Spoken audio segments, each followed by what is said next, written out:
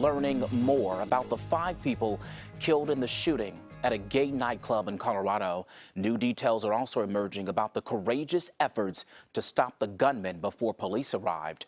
CBS reporter Danya Bacchus joining us now live from Colorado Springs in front of Club Q, where that mass shooting happened this past weekend. Good morning to you, Danya.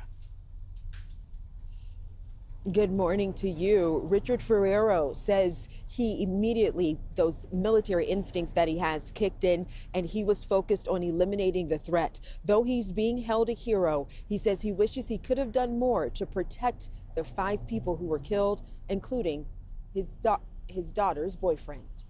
I'm not a hero, I'm just some dude. Richard Fierro didn't think twice about stopping the gunman who opened fire in the middle of a Colorado Springs nightclub Saturday night. I hit him with the gun, his gun, not mine. I grabbed it and I hit him with it. I kept hitting him with it. The U.S. Army veteran who was at the club with his wife, daughter, and her boyfriend, Raymond Green Vance, says he wanted to save his family. That family was, at that time, everybody in that room. Vance, along with Ashley Paw, Kelly Loving, and bartenders Derek Rump and Daniel Aston were killed. My daughter got to spend her last day with him, happy.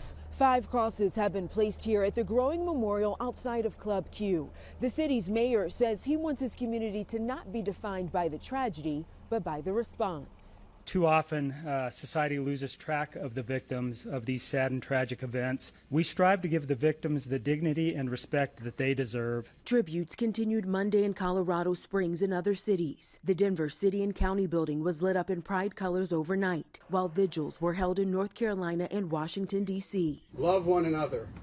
Be your true, authentic self. Police are still determining the motive of the suspect, 22-year-old Anderson Lee Aldrich, who remains hospitalized. He faces 5 counts of first-degree murder and 5 counts of committing a bias-motivated crime.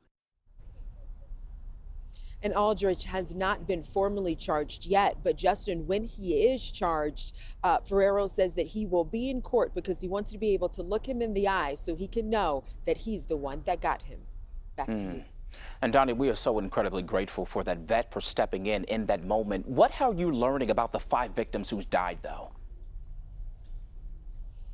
You know, when we hear 5 victims, that's just what we think of them as. It's just a number, unfortunately. But now we are learning so much more about them. We're learning that they were daughters, they were sons, and of course they were loved by this community. One was a mother. Ashley Paw was a mother, a wife. She volunteered at an organization locally that helped foster children. And then, of course, Raymond Green Vance, who was Ferrero's daughter's boyfriend. He's being remembered as a kind, selfless man with a promising future. Danya, thank you so much for your reporting. Our hearts go out to every single victim in this tragedy.